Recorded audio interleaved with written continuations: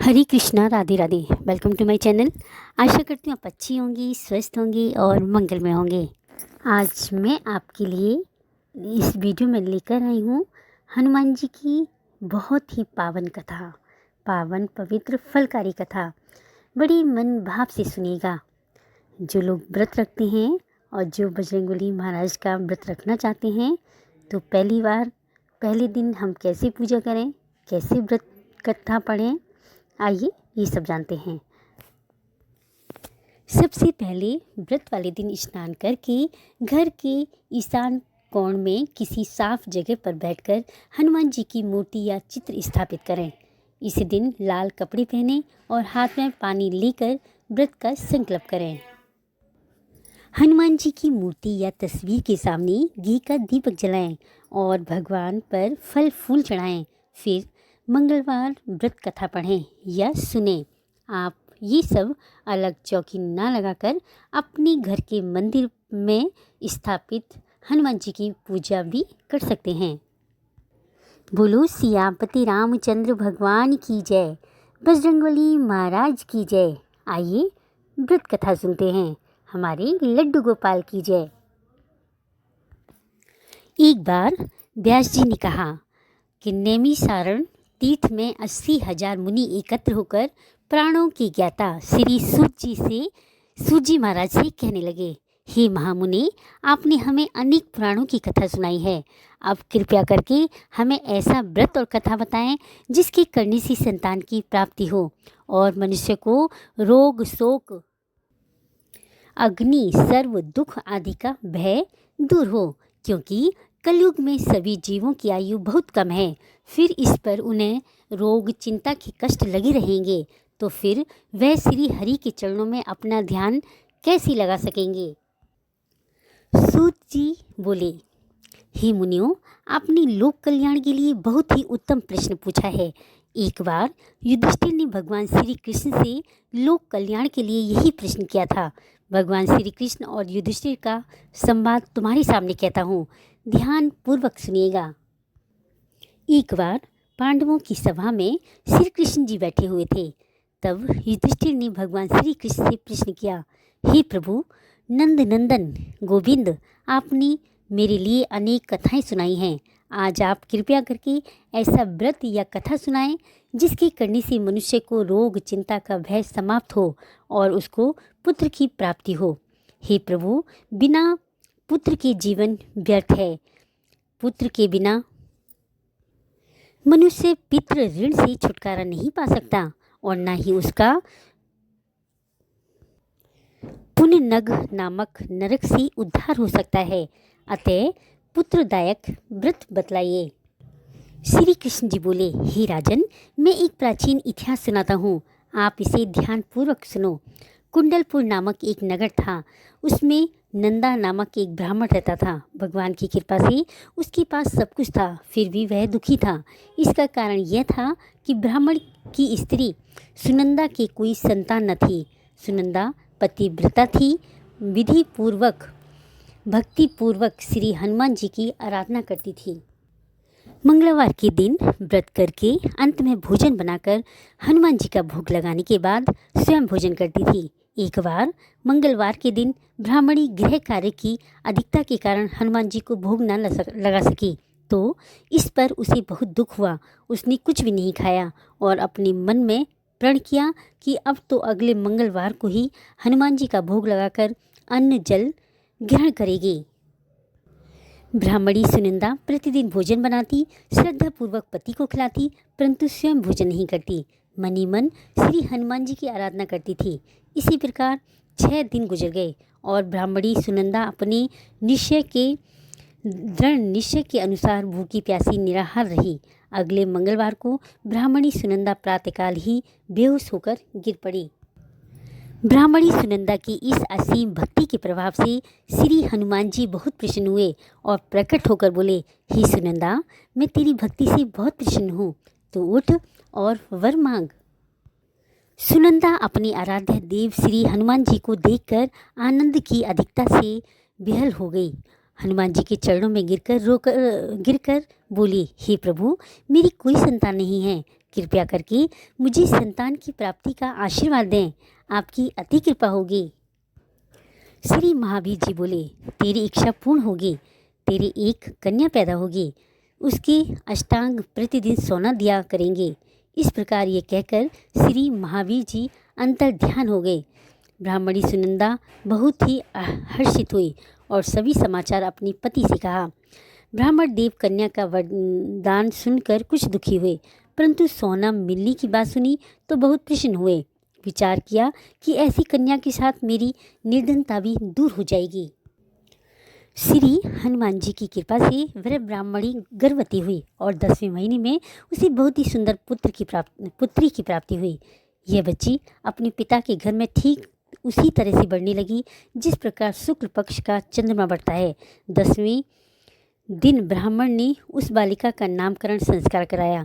उसके कुल पुरोहित ने उस बालिका का नाम रत्नावली रखा, क्योंकि यह कन्या सोना प्रदान किया करती थी। इस कन्या ने पूर्व जन्म में बड़े ही विधान से मंगल देव का व्रत किया था। रत्नावली का अष्टांग बहुत सा सोना देता था। उस सोने से नंदा ब्राह्मण बहुत ही धनवान हो गए। अब ब्राह्मणी भी बहुत अभिमान करने लगी थी। समय बीतता रहा, वह रत्नावली 10 वर्ष की हो चुकी थी। एक दिन जब नंदा ब्राह्मण प्रसन्नचित्त था, तब सुनंदा ने अपने पति से कहा, मेरी पुत्री रत्नावली विवाह के योग्य हो गई है, अतः आप कोई सुंदर तथा योग्य वर देखकर इसका विवाह कर दें। यह सुनकर ब्राह्मण बोला, अभी तो रत्नावली बहुत छोटी है। तब ब्राह्मणी बोली, शास्त्रों की आज्ञा है कि कन्या 8वें वर्ष में गौरी, 9 वर्ष में रोहिणी, 10 वर्ष में कन्या, इसके पश्चात रसवला हो जाती है। गौरी के दान से पाताल लोक की प्राप्ति होती है, रोहिणी के दान से वैकुंठ लोक की प्राप्ति होती है, कन्या के दान से इंद्रलोक में सुखों की प्राप्ति होती है। अगर ये पतिदेव रसवला का दान किया जाता है तो घोर नरक की प्राप्ति होती है।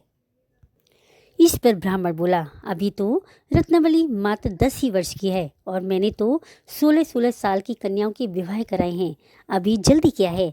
तब ब्राह्मणी सुनंदा बोली, आपको तो लोभ अधिक हो गया है लगता है। शास्त्रों में कहा गया है कि माता पिता और बड़ा भाई रजस्वला कन्या को देखते हैं तो वह अवश्य ही नरकगामी होते हैं। तब ब्राह्मण बोला, अच्छी बात है, कल मैं अवश्य ही योग वर की तलाश में अपना दूध भेजूंगा। दूसरे दिन ब्राह्मण ने अपने दूध को बुलाया और आज्ञा दी कि ऐसी जैसी सुंदर मेरी कन्या है वैसे ही सुंदर वर उसके लिए तलाश करो। दूध अपनी स्वामी की आज्ञा पाकर निकल पड़ा। पंपई नगर में उसने एक सुंदर लड़की को देखा। वह बालक एक ब्राह्मण परिवार का बहुत ही गुणवान पुत्र था। उसका नाम सोमेश्वर था। दूत ने इस सुंदर व गुणवान ब्राह्मण पुत्र के बारे में अपने स्वामी को पूर्ण विवरण दिया। ब्राह्मण नंदा को भी सोमेश्वर अच्छा लगा और फिर सुमुहूर्त में विधि पूर्वक कन्यादान करके ब्राह्मण ब्राह्मणी संतुष्ट हुए। परंतु ब्राह्मण के मन में तो लोभ समाया हुआ था। उसने कन्यादान तो कर दिया, पर वह बहुत ही खिन्न भी था। उसने विचार किया कि रत्नावली तो अब चली जाएगी और मुझे इससे जो सोना मिलता था वह सब मिलेगा नहीं। मेरे पास तो धन था, जो कुछ था उसके विवाह में खर्च हो गया। जो शेष बचा है वह भी कुछ दिनों में समाप्त हो जाएगा। मैंने तो इसका विवाह करके बहुत ही बड़ी भूल कर दी है। अब कोई ऐसा उपाय हो कि रत्नावली मेरे ही घर में बनी रहे, अपनी ससुराल न जावे। लोभ रूपी राक्षस ब्राह्मण के मस्तिष्क पर छाता जा रहा था। रात भर अपनी सैया पर बेचैनी से करवट बदलते बदलते उसने एक बहुत ही क्रूर निर्णय लिया। प्रातःकाल हुआ तो नंदा और सुनंदा ने अपनी जवाई और लड़की को बहुत सारा धन देकर विदा किया। सोमेश्वर अपनी पत्नी रत्नावती को लेकर ससुराल से अपने घर की ओर चल दिया। ब्राह्मण नंदा महालोभ के वशीभूत हो अपनी मति खो चुका था। पाप पुण्य को उसे विचार न रहा था। अपने भयानक व क्रूर निर्णय को कार्य रूप देने के लिए उसने अपने दूत को मार्ग में अपनी जवाई का वध करने के लिए भेज दिया था, ताकि रत्नावली से प्राप्त होने वाला सोना उसे हमेशा मिलता रहे और वो कभी निर्धन न हो। ब्राह्मण के दूत ने अपने स्वामी की आज्ञा का पालन किया। ब्राह्मण की दूत ने अपनी स्वामी की आज्ञा का पालन करते हुए उसके जवाई सोमेश्वर का मार्ग में ही वध कर दिया। समाचार प्राप्त कर ब्राह्मण नंदा मार्ग में पहुंचा और रुदन करती हुई अपनी पुत्री रत्नावली से बोला, हे पुत्री, मार्ग में लुटेरों ने तेरे पति का वध कर दिया है। भगवान की इच्छा के आगे किसी का वश नहीं चलता। अब तू घर चल, वहाँ पर ही रहकर शेष जीवन व्यतीत करना।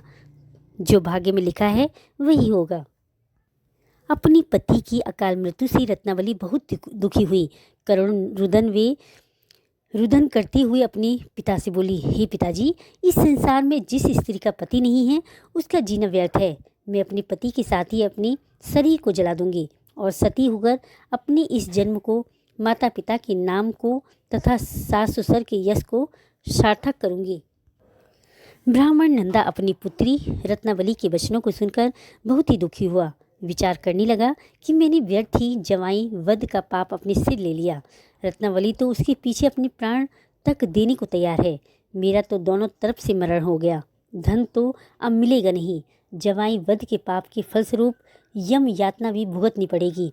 यह सोचकर वह बहुत ही दुखी हुआ। सोमेश्वर की चिता बनाई गई। रत्नावली सती होने की इच्छा से अपने पति का सर अपनी गोद में रखकर चिता में बैठ गई। जैसे ही सोमेश्वर की चिता को अग्नि लगाई गई, वैसे ही प्रसन्न हो मंगलदेव वहाँ प्रकट हुए और बोले, हे रत्नावली, मैं तेरी पति और भक्ति से प्रसन्न हूँ। तू वर मांग। रत्नावली ने अपने पति का जीवन दान मांगा।